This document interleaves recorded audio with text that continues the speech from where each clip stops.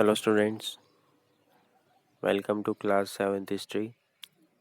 इस पार्ट में हम आगे हमारा चैप्टर कंटिन्यू करेंगे। Chapter 6, towns, traders and craft persons.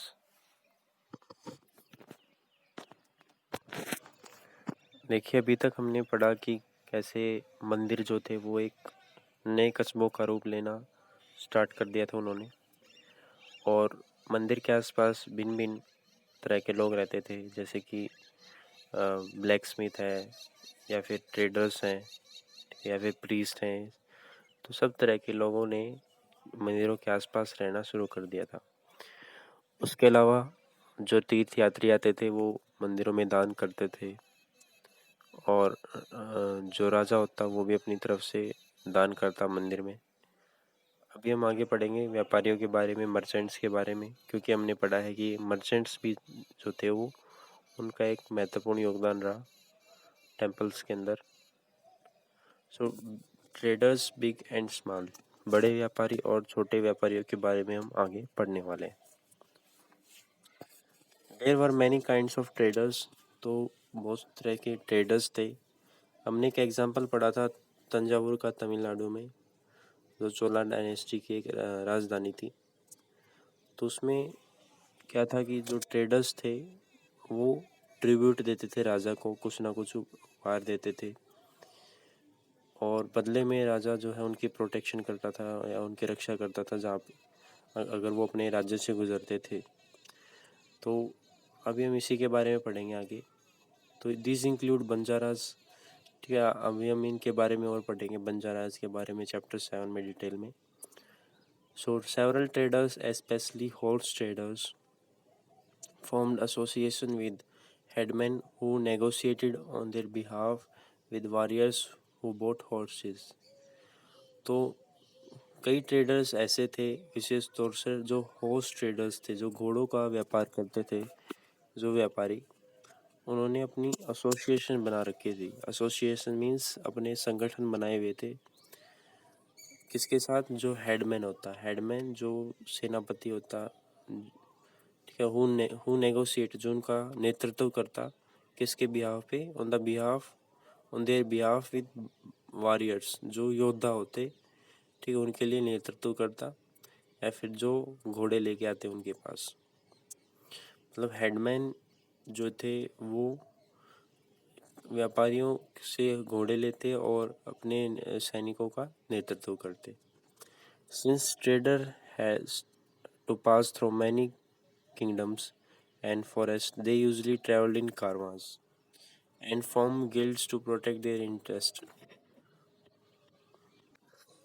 Traders caravans में ट्रेवल करते, कारवां का मतलब ग्रुप में, ठीक है, एक समूह में ट्रेवल करते, and form guilds to protect their interest, और अपने आप को बचाने के लिए या फिर अपनी संपत्ति या जो उनके पास सामान है उसको बचाने के लिए गिल्ड्स, गिल्ड्स मतलब ग्रुप बना लेते, एक समूह बना लेते।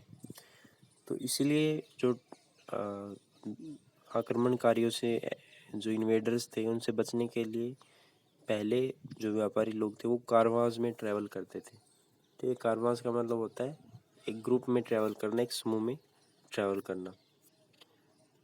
There were several such guilds in South India from 8th century onwards, the most famous being the Manigraman and Nanda Desi।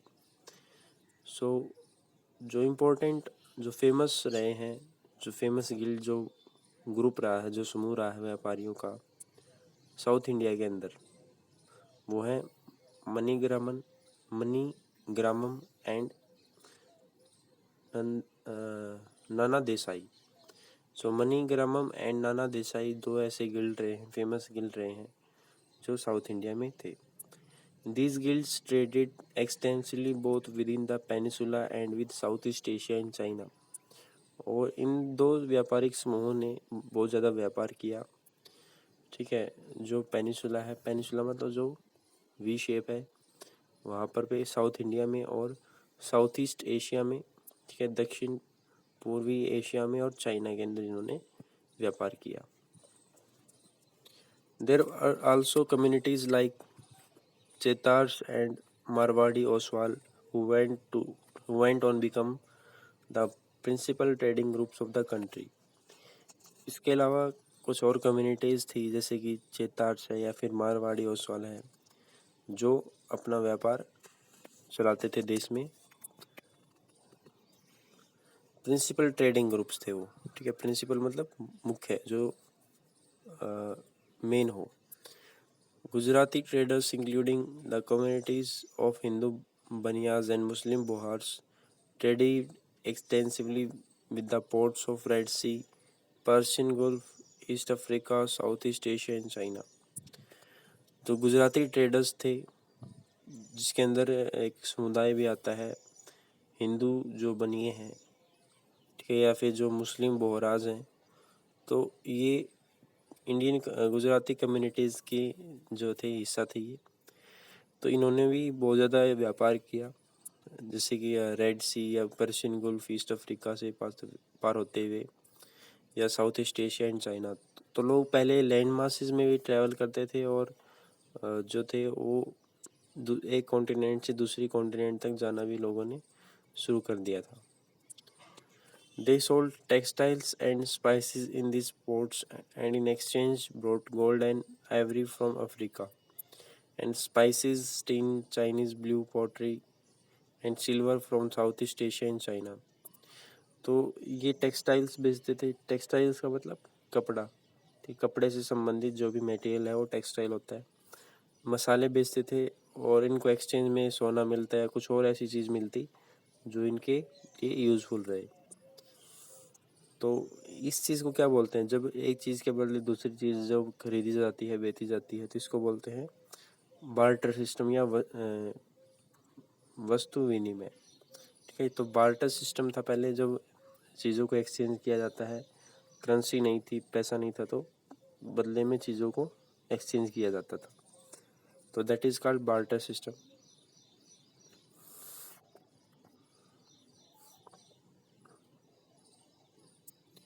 The town on the west coast were home to Arab, Persian, Chinese, Jewish and Syrian Christian traders। जो पश्चिमी तट जो था वहाँ पे अरबी लोग रहते थे, मतलब अरबी जो व्यापारी थे वो रहते थे, जिसके अंदर पर्शियन, चाइनीज़ और ज्यूइश और सीरियन भी ट्रेडर्स थे।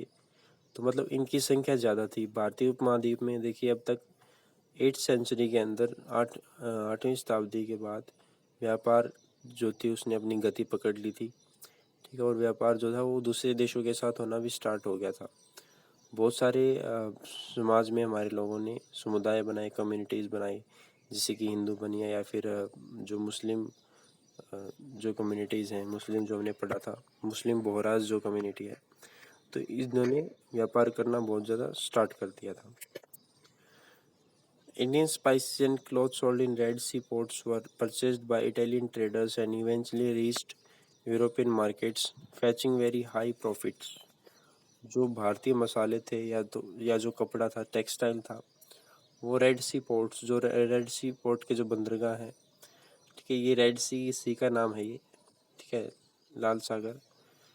तो यहाँ पे जो है मसाले बेचे जाते थे और कपड़ा बेचा जाता था भारतीय व्यापारियों के द्वारा, ठीक है। और उनको कौन खरीदा था?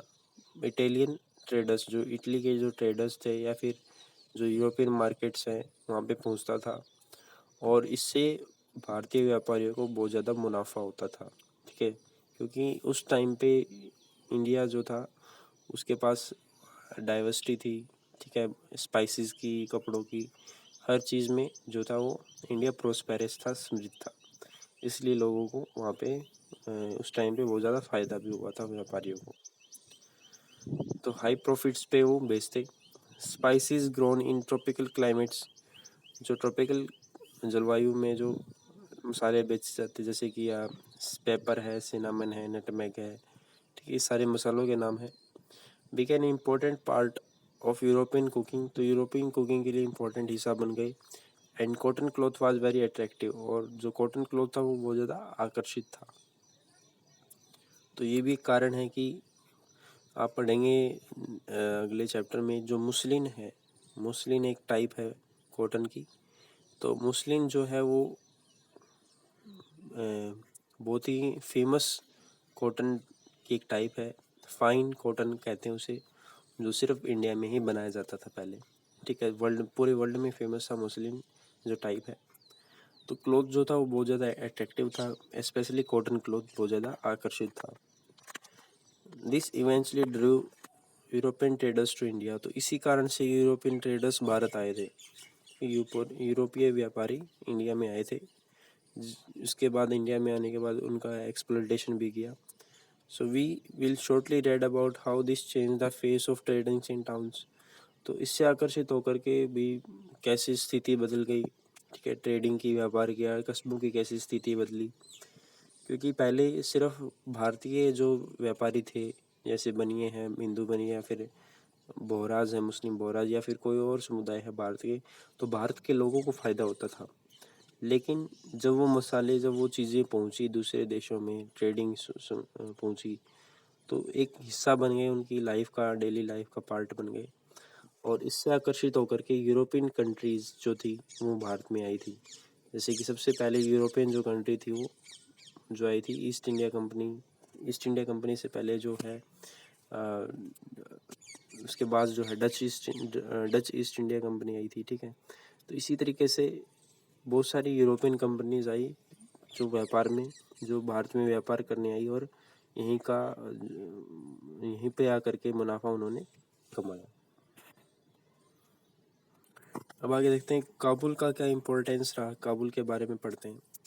With its rugged mountains landscape, Kabul in present day Pakistan. तो काबुल कहाँ है? प्रेजेंट डे अफगानिस्तान में है। ठीक है, Kabul in present day Afghanistan became politically and commercially important from the 16th century onwards।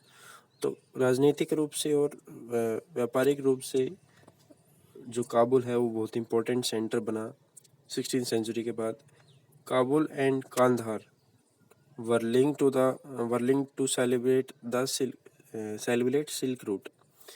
जो कांधार और काबुल जो एरिया था उसको यूज़ किया गया सिल्क रूट बनाने के लिए। मतलब चाइना में सबसे पहले सिल्क की खोज हुई थी। तो चाइनीज़ व्यापारी जो थे वो अलग अलग देशों से या फिर अलग अलग राज्यों के जो राजा थे उनसे अनुमति मांगते थे वहाँ से जाने के लिए। और जैसे कि मैंने आपको पहले बताया कि जो भी व्यापारी किसी राजा के राज्य से होकर के जाता तो उसको कुछ ट्रिब्यूट देता, कुछ उपहार देता, बदले में राजा उसको प्रोटेक्शन देता रोबर से, लुटेरों से। तो कांधार और काबुल में जो सिल्क के व्यापारी थे उन्होंने वहाँ से रास्ता बनाया। Besides trade in horses was primarily carried on through this route. और जो घोड़ों पर ट्रेड होता था वो इसी रूट से किया जाता था, इसी रूट से होता था। In the 17th century, Jean Baptiste Tavernier, a diamond merchant, estimated that the horse trade at Kabul amounted rupees 30,000 annually, which was a huge sum in those days। तो एक मर्चेंट था, एक व्यापारी था, एक डायमंड मर्चेंट। ठीक है, हीरे का व्यापारी था जिसका नाम था जीन बैप्टिस्ट ट्रेवेनर। तो उसने एक अनुमान लगाया कि जो हॉर्स का जो घोड़ों का जो व्यापार है काबुल के अंदर वो पूरे वर्ष में 30,000 से भी ज़्यादा होता है। ठीक है, 30,000 रुपये उस समय पर 16th सेंचुरी में बहुत बड़ी अमाउंट थी। तो 30,000 एनुअली जो था उसका ट्रेड होता था, घोड़ों का व्यापार होता था। तो उसने ये एस्टिमेट लगाया, ये अनुमान लगाया। Camels carried dried fruits, dates, carpets, silk, even fresh fruit from Kabul to subcontinent and elsewhere. तो काबुल से अब जो है ड्राई फ्रूट जैसे डेट्स है, ठीक, खजूर है, कारपेट है, कालीन है, सिल्क है, ये सारी चीज़ें जो है, फ्रेश फ्रूट, ये सारी चीज़ें उपमहाद्वीप में आना स्टार्ट हो गई। Slaves were also brought here for sale. इसके अलावा जो दास होते स्लेव्स, ठीक है, जो युद्ध में जीते जाते दूसरे राजाओं के द्वारा, तो सेल के लिए, बेचने के लिए दास भी यहाँ पर मार्केट में खड़े कर दिए जाते थे। तो इस तरीके का ये व्यापारिक एरिया था ये काबुल जो हमने पढ़ा भी। सो अभी के लिए इतना ही। नेक्स्ट आगे हम अगले पार्ट में कंप्लीट करेंगे।